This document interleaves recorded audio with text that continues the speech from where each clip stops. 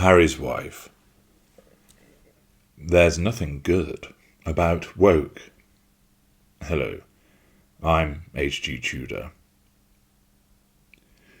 We turn to an interesting article by Zoe Strimpell in the Telegraph newspaper.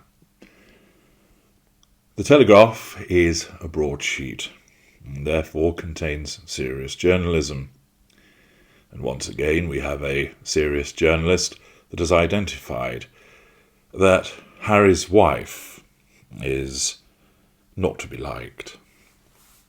And interestingly, whilst this article is about the concept of wokeism, it's been tied to Harry's wife.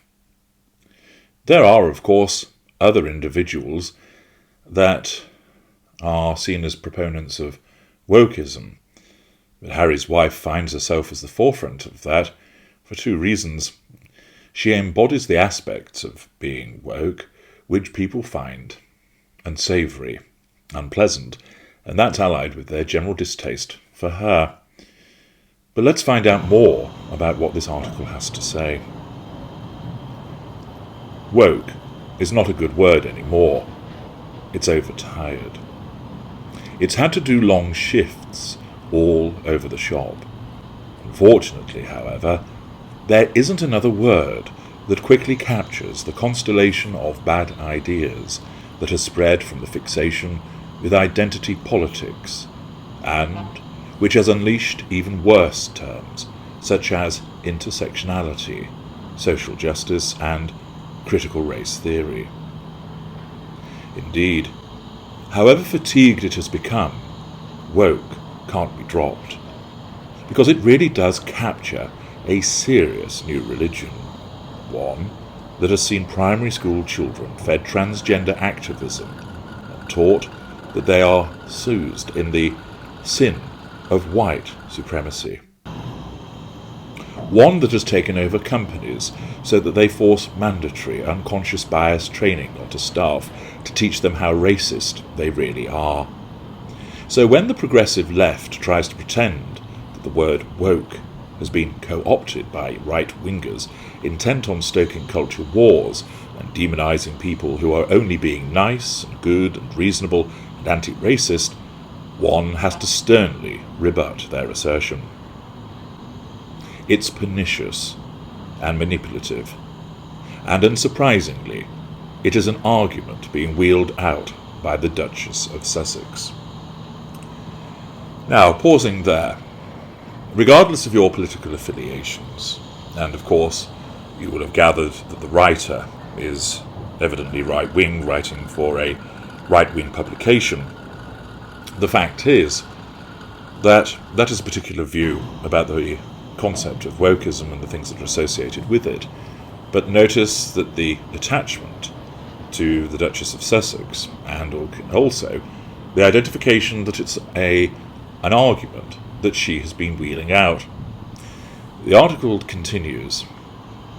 On her podcast, Archetypes, Harry's wife expounded on the word, adding a bland feminist twist to her analysis.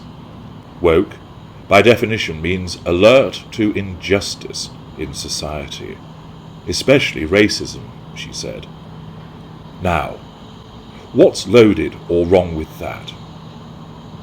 And when you layer a woman into that seemingly anodyne definition, it becomes for many almost disgusting, outrageous, but why?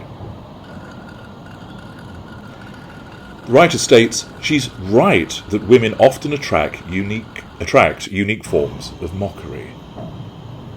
But she's wrong that there's nothing wrong about woke. Woke is not being just a normal, nice person. Alert to injustice in society, especially racism. It means adopting authoritarian positions on theories that have no basis in reality. It insists on everyone propounding contentious ideas like structural racism. It punishes dissenters by bullying, investigating, or sacking those who don't want to sign up to brainwashing programs.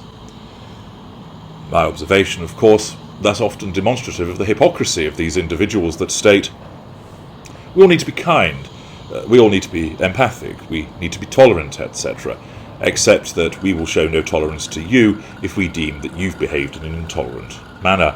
Now, of course, who has decided that they are the arbiters? That they are to be the arbiters of what is right or wrong, morally, that they have been somehow adjudged to be the relevant people to make these determinations that you're engaging in bullying, that you aren't going along with what I have set as a moral standard, therefore you're in the wrong.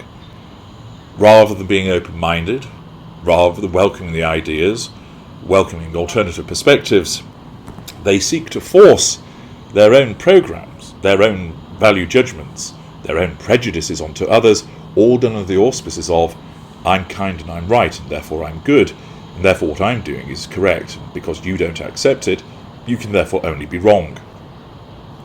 The hypocrisy is immense, and invariably, at the heart of pushing these agendas are narcissists, because of the black and white thinking, and those unaware narcissists that truly believe that they're kind and decent people, and therefore they latch on to this concept of goodness and kindness by adopting this type of propaganda.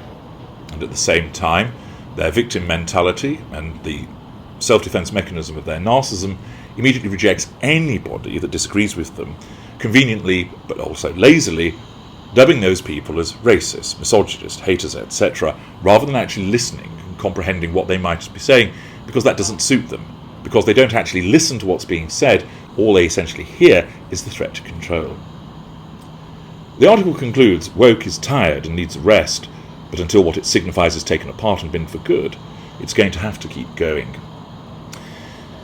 And therefore the article identifies, of course, that Harry's wife places herself within this concept of wokeism, and that her behaviours fit very much with the way that not all, but certain individuals who put forward these observations conduct themselves. And let's have a look below the line of the Telegraph to see what people's observations are.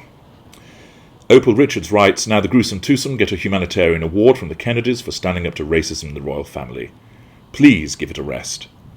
There is nothing humanitarian about this pair after they trashed the royal family and made both Philip's and the Queen's last years hell. This award is meaningless, but is Harry's wife brown-nosing with a family who can keep her relevant? Time now for the bullying report to be published, and for the titles and his role as royal, standing as Councillor of State, for the King to be revoked. The Ginger Whinger should also now be removed from the line of succession. Anything less is weakness, so put duty above family, Your Majesty. What if I said, I am actually wondering if infamy is more accurate a description of Harry's wife and the spare. Sarah Penta. Yes, well said. Woke used to be the word for awareness of racism. Now it is largely a synonym for specifically anti-white racism, which has produced CC within every institution and crippled society out of all recognition and logic. The woke want to abuse history to control the present. What does that sound like? Bringing up the past, of course. Fiona Hart writes, Harry's wife was never black until she left the royal family. Tony Moore, she looks like she has had a week in the Canaries. Is that black these days? Perhaps the profound lesson here is that we are all black, at least for a few weeks, after our summer holiday. Jeremy Blair, Harry's wife is just a ruthless, exploitative and selfish hypocrite. Nothing more. Neil Gunn replies, well, I'd have thought you could add attention-seeking, manipulative grass flattener to the mix. Catherine Denver goes further. She is also soulless. She is an empty vessel who puts her face on each passing cause, acting like she cares. Such a pronounced feminist. I have not heard her utter a word about the women in Afghanistan being shot for standing against the Taliban as their rights have been taken away. Those are real women, not empty woke vessels. Philip Walsh. The best way to counter wokeism is by ridicule. Colin Carroll. Woke is a kind of militant niceness. Anyone found not being nice will be smashed without mercy. There will be no place for intolerance. Refusal to tolerate woke views will be treated severely. There will be zero tolerance for intolerance, whatever the reason. A woke person always listens to the views of other people, even though they disagree with, and then make sure nobody else gets to hear them by whatever means necessary.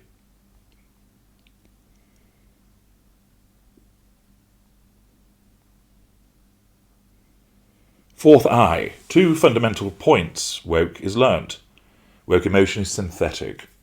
These people are not thinking for themselves. There is no genuine emotion. No one alive has truly felt strongly about Cecil Rhodes or Edward Colston. They're entranced. Their mindlessness is both their strength and their weakness. Sue Powdrill, there is one word that can better replace woke. It is narcissism. Attention-seeking, controlling the narrative, always right and everyone who disagrees is very wrong. Virtual signalling and gaslighting. Righteous indignation, it's all about me. The list goes on. And you can see many people, again, entering into interesting observations about wokeism, but also demonstrating their contempt and dislike of Harry's wife from the educated readership that generally can be found below the line at The Telegraph. I'm H.G. Tudor. Thank you for listening.